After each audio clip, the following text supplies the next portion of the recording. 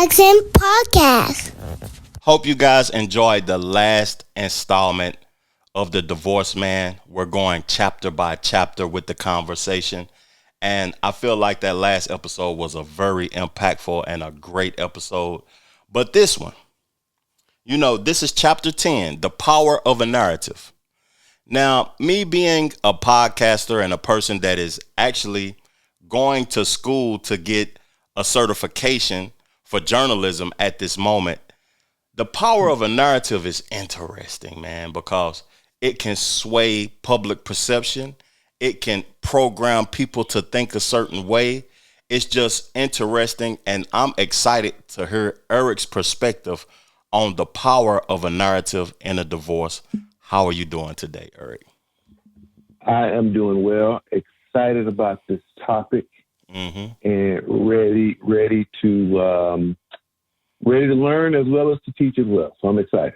Man, thank you for your time. Thank you for informing the people that listen to our creativity on this divorce topic and educating people on the needs, the way to move forward. And I'm just thankful for your presence and thankful that you given this information to the world, this data that you have researched and experiences and things like that to the world, because it's that not that many people I see in the content creative space talking about this topic in an educational way.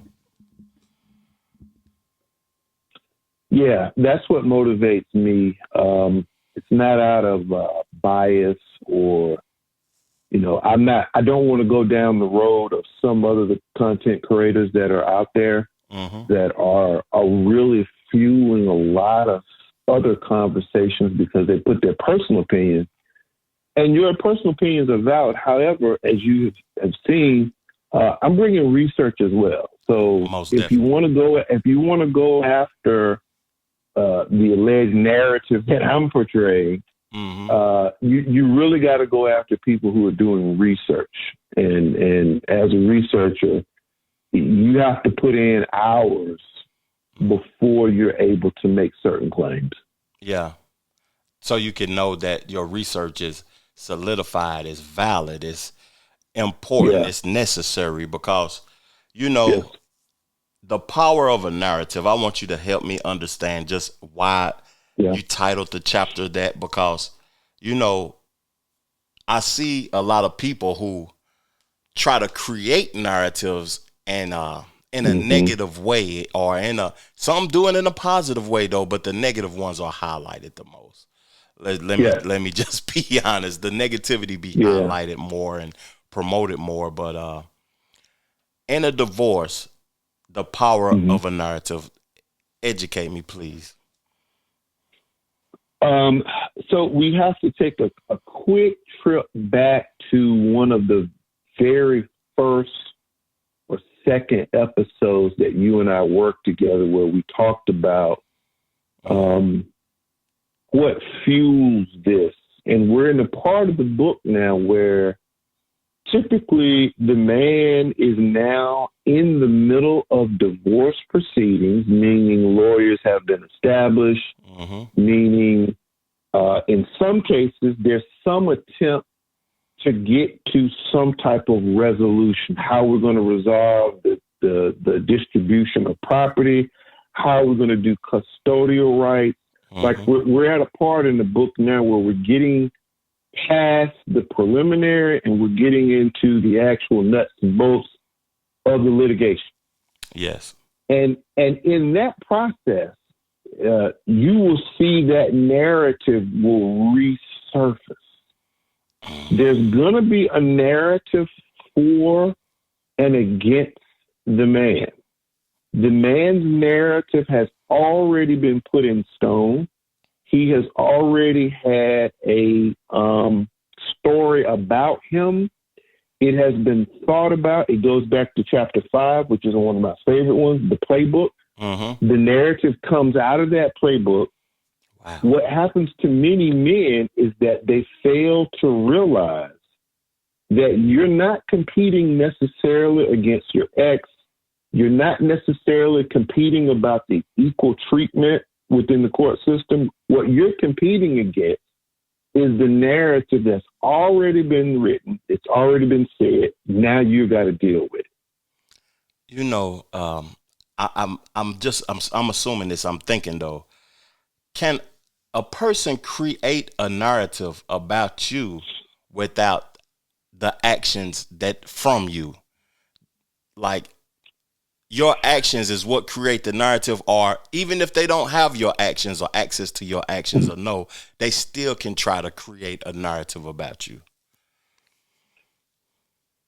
Here's how I'm going to attempt to ask that very good question. The narrative goes back to chapter 5. Mm-hmm. It has already been thought about way before you get those words of "I want a divorce." Mm-hmm. This is the part that I think that sometimes I even overlook, and I'm the author of the book. I'm writing it, and sometimes I have to re-educate myself to say, no one has a surprise divorce. Okay, Ooh. This has been thought about. This has been written, and by the time you, as the man, get those divorce papers, you have already been pigeonholed, if I can use that as a term, on how we're going to deal with you. Either you're the hardworking, abusive husband, not necessarily physically, which is a component as well. Yeah. But you are the domineering. You're the controller. You control all the finances. You're not at home. You don't spend time with your child. Or you could be the opposite end. You could be the man that's a freeloader. He doesn't contribute. He rides off his wife's coattails. You're going to get a narrative. Yeah. My job, and what you're doing a fabulous job in helping us understand, I don't want the men to be, I don't want them to be overwhelmed by this part of the playbook. Mm-hmm. This is part of the playbook, and you need to understand your narrative. You know, it's making me think in present time of what is a narrative that could be created about me as a husband currently. Yes, sir. Because yes, sir. when I think about that, is that you have to hold yourself accountable, or you have to be a person of integrity, and your actions 10 years ago is creating the narrative for now and for later on. So how you treat the person, how you handle the person, who are you during an argument, who are you during a loving time or a detrimental time or a time of death in the family. Everything is a narrative that is being created. That is good. This is good now. And the power of a narrative, how it is going to play out in the decision making in a divorce. So your whole history of your marriage and stuff comes into play because a narrative is being pushed and created. This is good, Eric. It is being. Yeah. It is being written. The problem is that you and I don't know that. There's a lot of things that you and I just don't know. We don't know about this narrative. And for a lot of guys, if we go back to the previous podcast, right? Once that gets out, a lot of guys can't handle that. I struggled once I heard the narrative on me. It put me in a state of high anxiety. It put me, and I want to get to that briefly tonight, but and even the guys I interviewed, right? There's always this story of how you're going to be portrayed in the court system. It's just, rarely will anyone say, hey, that guy was a great dad. He was a great father. He was a fabulous cook. This guy was fearless on going top of the roof to check out that leak before we had to get to professionals. None of our aspirations. Well, let me be clear with that. Rarely, seldom do our aspirational goals as men, okay, I'm narrowing it down that way, get looked into that narrative. It is always what you said earlier. It's what you feel close, what you feel short on. Yeah. In order to get you or to get the other person where they need to go. And a lot of men can't handle that. You know, It's devastating. I'm assuming this because I'm just now being aware of this myself, and I'm 45 years old during this conversation that everything is being recorded. Everything is being, it's being noted. The narrative of who you are as a human being in case the divorce come. So absolutely, people listening to this podcast is getting some information of this is some good information because I didn't know that at the time. And once you are aware of that, I feel as if a behavior adjustment is going to take place, even though you might not need it or you might have been a great person at the end of the day. But listening to this, it should create a behavior adjustment in an individual to where that they're not doing anything that is going to be able to be used against them. Well, you don't want to do that. You don't want to do that. That's number one. There's a couple of things we've talked about in the past about that. We'll address them. But I'm doing it for the man's mental health, right? Because I am trying to protect. I am concerned about these statistics that I read about men who commit suicide. There is a chain reaction that I don't see on the nightly news. I don't see it in a lot of public health formats. I see them in these very small publications, right? And I'm not going to sit on this particular podcast and say that that's the only reason that men do that is because of divorce. I'm not going to make that claim. What I am going to say is that I am super concerned with the men that I've talked to. I do have a small sample size, but I did ask them about how did they handle being told this is how they were over 5, 10, 15 years of marriage, and no one in the courtroom knows the truth. The judge doesn't know the truth. The court reporters don't know the truth. How does it feel to have your whole life, your whole work, your aspirational goals as men, your negatives as men, the things that we just keep to ourselves? How do you handle that in a courtroom environment? Because that's supposed to be private information between you and your loved There's one. no such thing as private. There's no such thing. You would think out of the code that I think you have, the code that I have, there's certain things that you and I say, hey, you know what? I want to move forward, but I don't want to go there at this expense. I don't want to go there at this expense. On the other side of the coin, on the other side of the VS, as I call it, you see that there is no code on that and that anything is fair game if it's going to achieve the goal. So that's why I titled this, you and I and the men that are listening to this podcast and women as well, you need to understand that the narratives are powerful. And you did a great job of setting up like how that really works in the real world. I appreciate that, but this is a learning experience for me, and I would like to get into the first question. You know, what I took from the chapter, my first question I wrote down was how men and women react to the act of separation. Yeah. You know, we've talked about this before, but it wasn't worded like that, though. No. You know, react to the act of separation because it's a different reaction. Well, go ahead. I'm sorry. No. I was just going to say, you know, a lot of that depends on the guy, you know, just to kind of segue into that. In my new book, I'm talking about the 80-20 rule, right? I'm talking about the 80-20 rule. You'll hear it's a very popular concept going around now. I've incorporated in some of my research around the 80-20 rule. And what I find fascinating about that is there's a lot of guys who get divorced because they have cheated on their wives. There are guys that have had other families. They've literally had other families, right? So those guys, when they go through this, they've got their built-in support system. They've got a new girlfriend. They got a new wife. They got a new dog. They got a new everything, right? A whole new family. They got a whole new family, okay?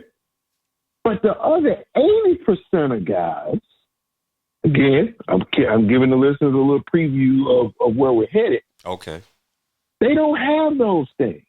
It came as like a blindside divorce. It's like, I knew we were having problems, but I didn't know it was going to be to this extent. So those are the guys that got to go out and find a way to deal with the reaction. They got to deal with it. Mm-hmm. Meanwhile, typically the woman files for divorce at a higher rate than men. That's been statistically proven. Most definitely. Because of this, they have the advantage.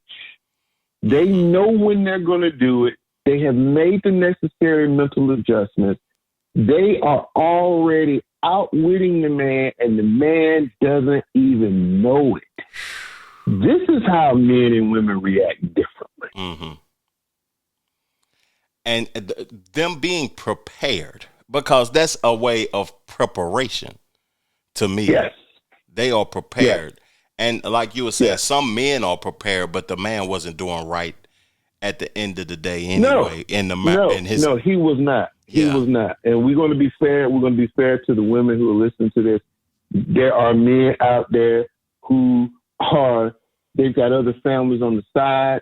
They've had affairs. We know that part to be true. We know that. But unfortunately, when you get to the 80-20 rule, those guys make up 20%. Yeah. They're not the majority. They're not the majority. And that's the thing that women try to pass off, that's the majority. And they're not the majority. That's not true. Because the average man can't afford to have an affair. Facts. We can't afford all of those wants.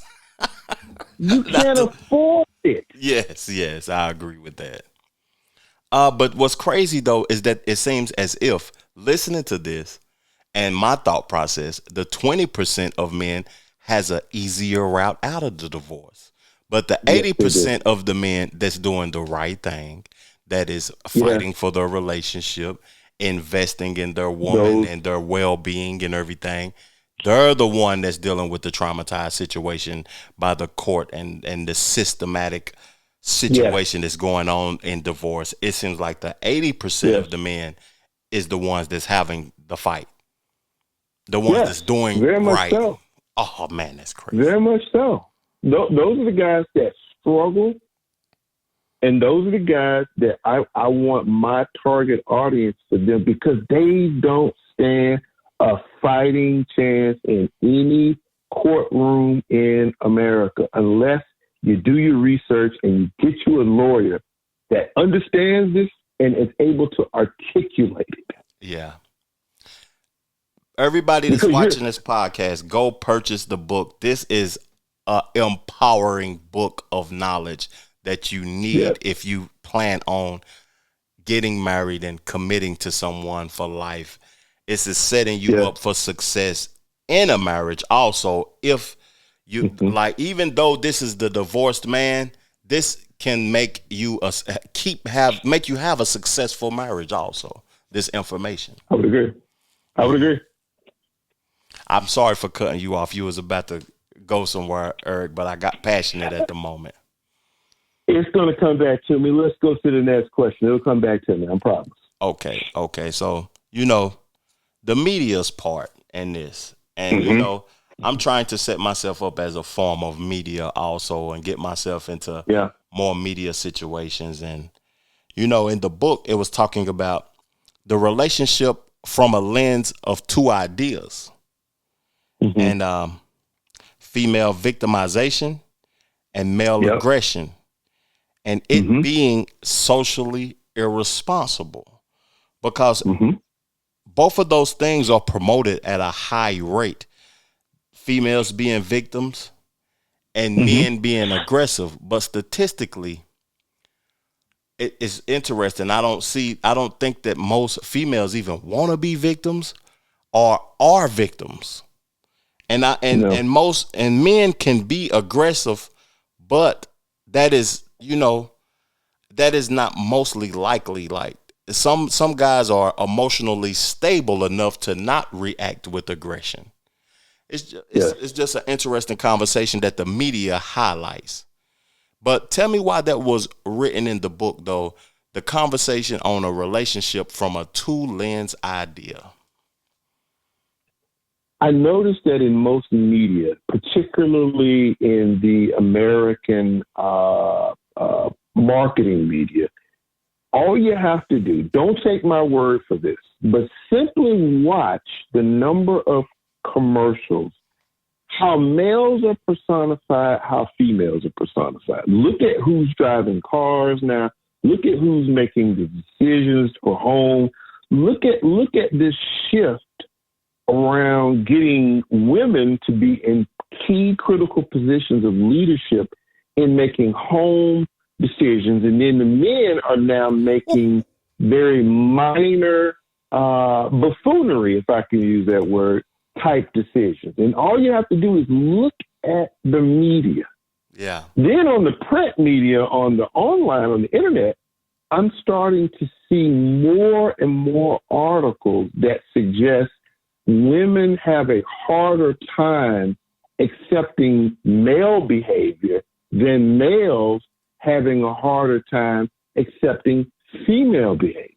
I see a lot of one-sided articles that teaches women, if you want to get with a man, he needs to be able to accommodate you emotionally, socially. He's got to be able to do a lot more contorting. I don't see many articles saying that if you want to get with a man, you need to do this. I don't see those numbers of articles. Yahoo and other social media, they don't promote those. Mm-hmm. They just don't. So I put that in the book to try to bring to the level of consciousness while you're sitting watching TV, while you're on the internet, look at how men and women are portrayed. That is interesting because I completely agree with everything that you just said. It's just that when I think about, as you were speaking, I was just visualizing that, the word compromise came into my head. Yeah. Compromise and wants. Men make more compromising decisions to accept this female to be in their life. That's how I feel. I just view it that way. I don't know if I'm accurate, but men make more compromising decisions. They go do things that we don't even have no interest in at all. And we do it because we love this person. And what I notice now when I look online and I look at the media and stuff, and not all women are like this, but women only speak about the long list of wants that they have. Yes, and sir. It's a list so long that it is unrealistic. But one thing that you mentioned also, too, is that them being decision makers, to me, a part in a man's life in a relationship is helping a woman not be indecisive, because most women are indecisive, to me, that I've witnessed. So this promotion of a decision maker is also unrealistic when women, 70% of the time, that's what I would assume, because I ain't accurate, needs a man to help them not be so indecisive when they're making a decision. That's just how I view it. And I'm pretty sure you're going to get some real interesting comments on that one. And I'm going to address what you just said, and I'm going to give you a little bit of cover on that one. I'm going to give you a little bit of cover on that. Help me out. Save me. Oh, I got you. Don't worry about that. But look, here's the larger issue. If you go back to that original question, right? I don't think it's ill win of the man. I don't think it's ill win of the woman. I think it is a cultural narrative portrayed in media. I think it's portrayed in advertisement. It's portrayed in media. It's portrayed in the school system. Oh my goodness! If people knew just how bad school systems do social engineering, it is unbelievable, the social engineering that's in public education. You take all of this. Yeah. So by the time we become adults, we have all these ideas and we say, well, where do these ideas come from? Well, you just spent 13 years, for the most part, of having someone tell you this is how you need to be. Thank you for saving me and covering me that way, because I appreciate that. And I understand something also listening to you speak now about the power of a narrative. It's not that I'm speaking specifically on women or men specifically. It's No. We have been experimented on. Yeah. That's the whole. Is that part of the power of the narrative? The experiment. It is part of it, but it's crippling though. Mm-hmm. It's crippling. I'll give you a quick example. Every year in public education, high school, as we get close to prom, and think back to your prom, right? Mm-hmm. Think back to all the things that 11th grade year, 12th grade year leads up to the prom. And it never fails. Every year I get the same conversation. Mm-hmm. Mr. Hamilton, can you show me how to tie a tie? Mr. Hamilton, can you show me how to tie a tie? Ooh. And it's so it's so amazing that I took a poll one day of my classroom, because I teach, and I just asked the guys. I said, "How many of you guys know how to tie a tie?" And I'd say out of 15 to 25, you may get 2 to 3 or 4 boys that can absolutely know how to tie a tie. Oh, the rest have no idea. Wow. That's speaking volumes to me. Oh, That's speaking. It's an epidemic that we do not address. This is why I'm in this lane. This is why I talk to men. This is why I do what I do, because in my opinion, I might be wrong, but in my opinion, there's not enough male advocates to try to get men to be men. It just doesn't exist. And divorce is that one time in a man's life where all of that, it comes to the center of his attention. He gets it at that point. And he shouldn't have to. Yeah. But he gets it. And then we're not prepared for it. Like the tie. Not even close. The tie situation not even close. Just speaks on that. We're not even prepared to tie a tie to go out with the girl. So for the prom. So we ain't going to know mannerism, how to eat. The elbow's going to be on the table. It's a lack of everything. And I got to throw one last part in. Every year I get the same situation. The students, the guys want to ask me, well, my date, she's going to be wearing a purple dress. I said, oh, let me see. Oh, very nice dress. She wants me to wear a purple tux. She's in control. She's in control of the color. We're now moving into a space where the date gets to define how the young man is supposed to dress. And I hear this, and my ears are on fire. They're on fire. Yeah.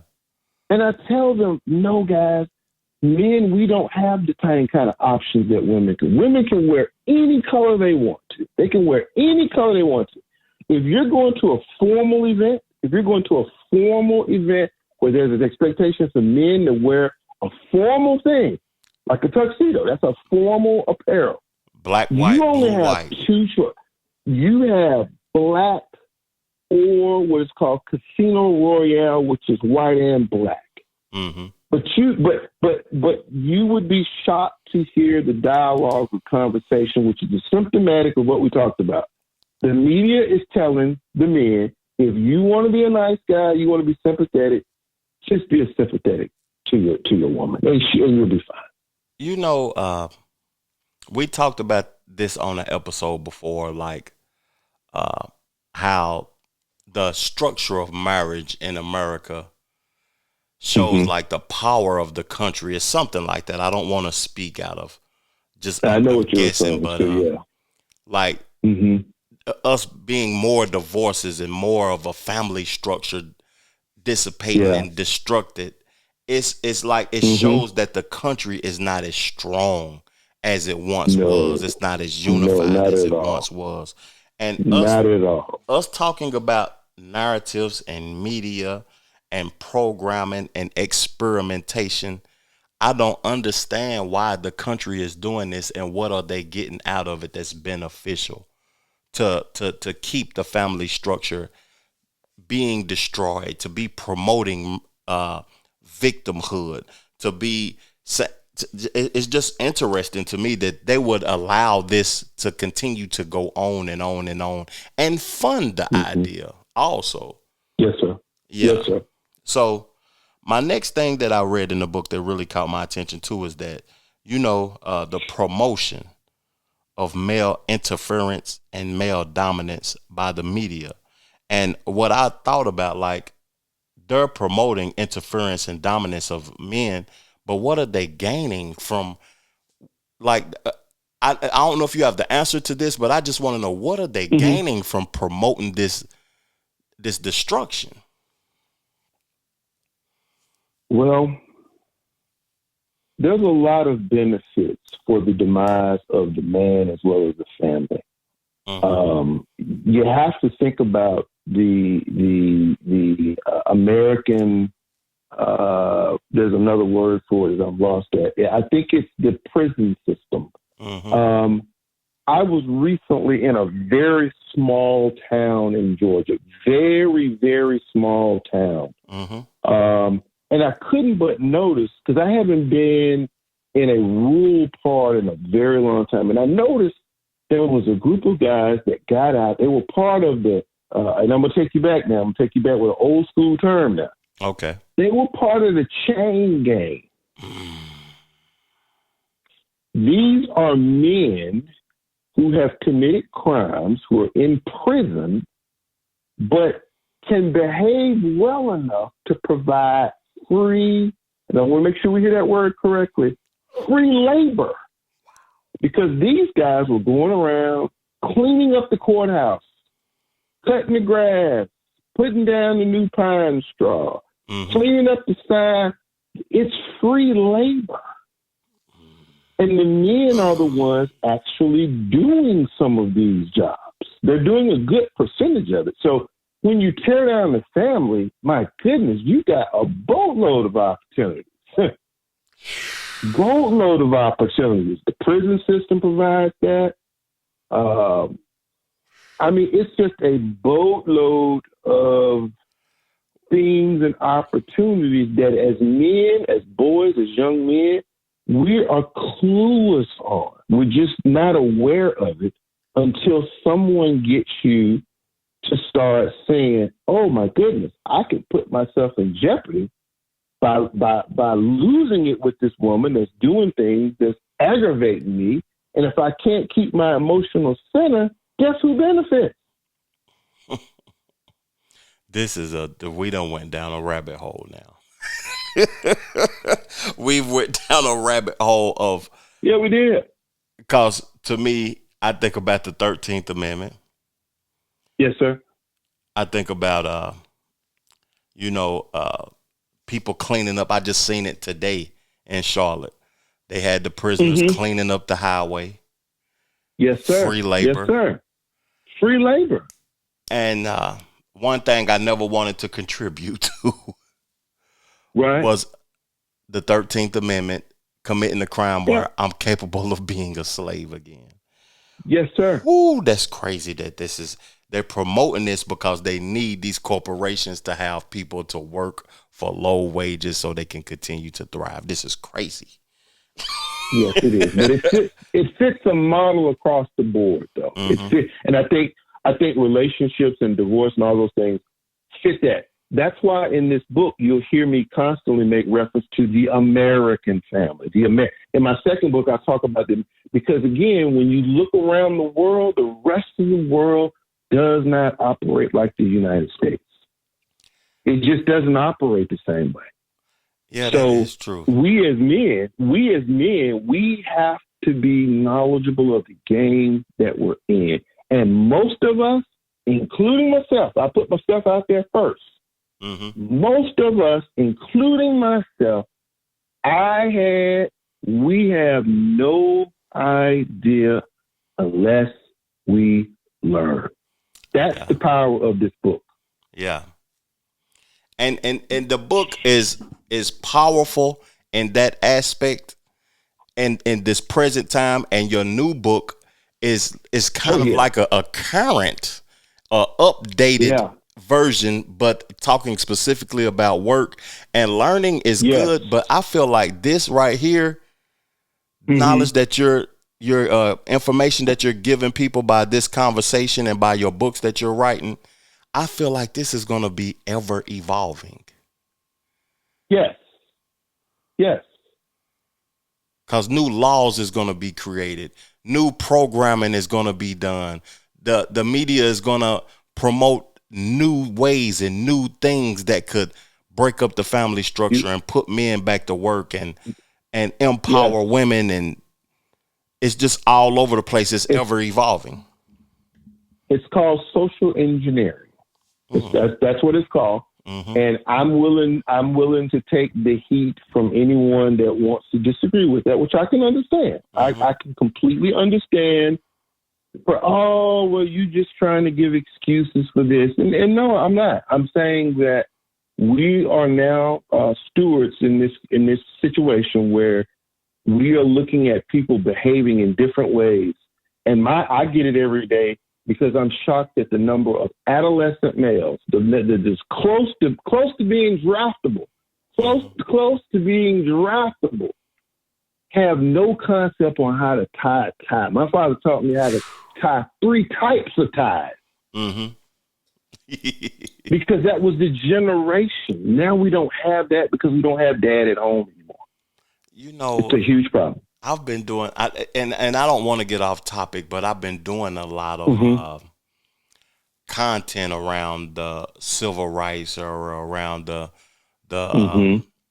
welfare, the introduction to welfare, and and I've been doing a lot of content around that, and it seems like the era of the 50s and the early 60s. Homes were different, and I don't want to speak specifically on a group of people, but it seemed like American culture in totality was different. Very different. And very different. And people didn't lack a family structure in the home. It was more family businesses. It was more fathers around teaching people and raising people to grow up and be responsible. And this narrative that's being pushed, yes, it is nuts, man. It is.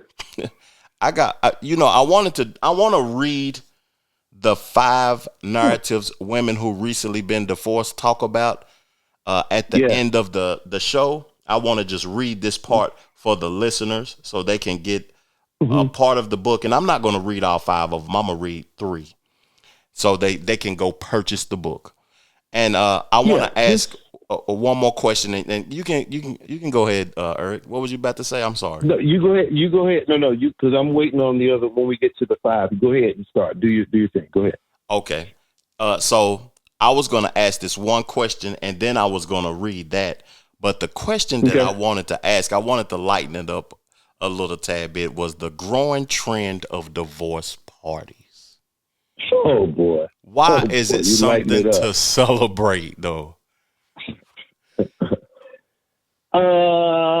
In my opinion, there's this mentality. I've seen it around. I got exposed to it with my graduate studies. I had a chance to have conversations with very educated women who were very left-leaning. I mean that politically. Who believe in this concept of the patriarchy. They believe that American women are oppressed. They believe that in order for all of us to be happy, you and I included, sir, the patriarchy that dominates America has to be lifted up and it needs to be replaced. We do not need to have laws that can tell a woman what her biological rights are. We don't need men to determine women's bodily autonomy.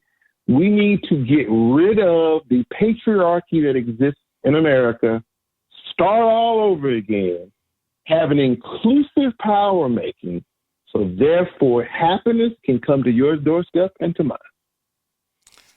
You know, we've mentioned about happiness as a choice Yes. a multitude of times. Now, Mm-hmm. I feel like, you know, people need laws, regulations. People need discipline.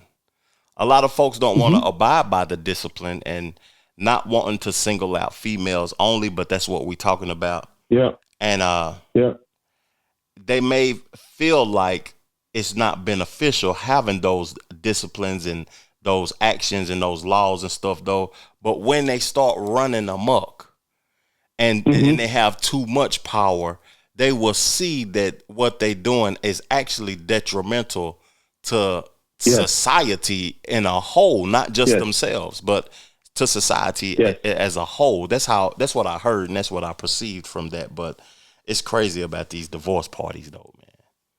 They are. All you have to do. Do not take my word for this. I don't want anyone in your listening audience to assume that I am the author of the divorce. I am not. I could not believe when I read an article about the girl. I couldn't believe it. And you can go on social media platforms, especially TikTok. I'm not a TikTok guy at all. But you've got this new trend where women will get together and celebrate another woman getting a divorce. And they usually have the theme. They get together, they celebrate. It could be in someone's home. It could be at a restaurant. It could be out at a party. There's usually this idea of I'm being free from male domination. I'm being freed from those things. And they literally turn it into a cultural event. That's what they do. And if that's what they choose to do, to recognize that traumatic event in their lives, I'm not going to be the guy to stop them. But can you imagine a male divorce party? Wow. Can you imagine the content that comes out of a male divorce? No man, no self-respecting man would ever do that. Yeah. Okay. He may go to the bar and take a drink, but these are the cultural norms. These are the cultural norms. And we are allowed, as you said so well, though, this is America, and we're allowed to do those kinds of things. Legally. Yeah, legally. Man. Wow. This was another eye-opening conversation. This was a great breakdown of this chapter. I want to read the top 5 narratives. This is on page 62 and 63 when you purchase the book. I'm not going to read all of the 5 narratives because I want to leave space for y'all to get them when you purchase the book so you understand it. I don't want you looking at the podcast and you getting the whole chapter by chapter of the book and you don't want to go purchase the book. So I'm just going to read 2. Women have expressed being exhausted from years of being a mom, of children, and of a husband. It is unfortunate many women view their husbands as children. And this narrative of being a mom is compelling and interesting because women do have a lot of responsibility within the modern home.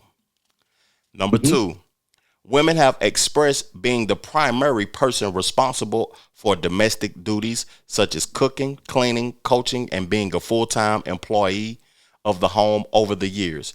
This has been primary source exhaustion. Y'all got to read the other 3. But that's interesting too, man, because, you know, to me, the world is changing to where everybody is playing every role now. Yes. And I'm glad that you read those because, and here's another add-on tip for me. Guys, if you're out and you're interacting, and this will come up in another chapter, by the way, but if you're out and you're interacting with a female and she's talking about either, her divorce, her previous life, listen to these narratives about how they play out. Because it's not a matter of if you're going to hear them. It's a matter of when you hear them. Yeah. I can't tell you the number of women that I heard in work settings talking about their husband, women that I like, women that I respect, women who I think are groundbreaking women in their field of what they do. I was shocked to hear how they referred to their husbands. I just was shocked by that. Yeah, and they talked about learned helplessness, right? This idea of, and I'm thinking to myself, what was your husband like before he met you? Could he take care of himself? Could he was in the military. You telling me that the man could not take care of himself? He served his country? Yeah. Yeah. But that's the power of a narrative. That's a case in point of what we're talking about. That is a narrative that men are helpless, that women have to cook for them, and women have to do this, and that's not necessarily true. Yeah, it's a narrative. Mm-hmm. It's a well-constructed narrative, but this is the purpose of why I put it in this top of the book. That's great too that you put that there, because it's a narrative that has been created, but it isn't a reality. No, it's not.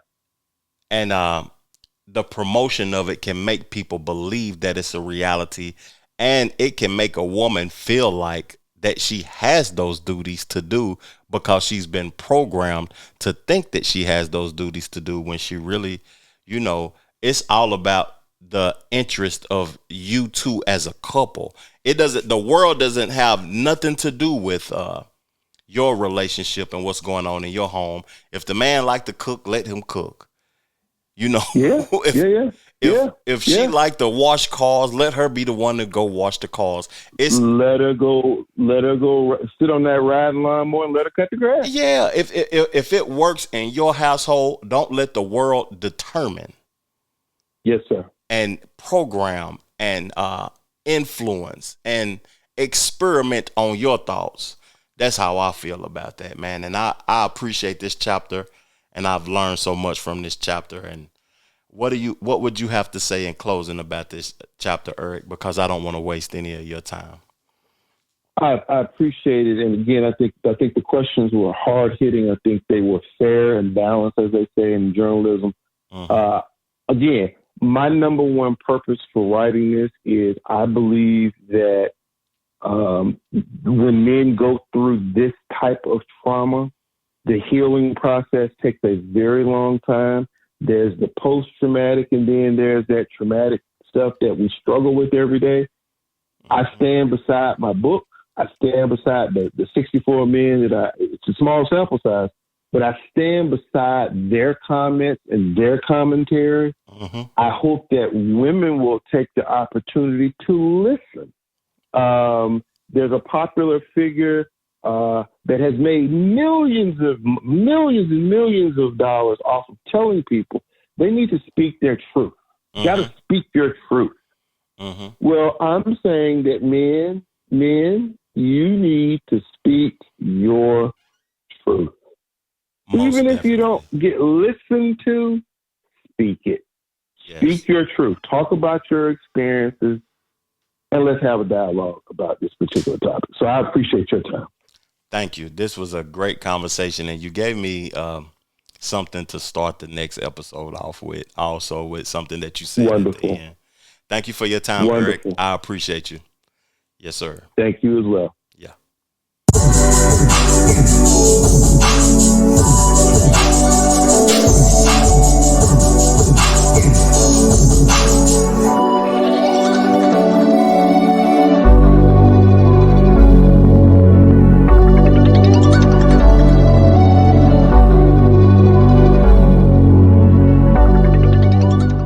The Trevor Jackson Podcast.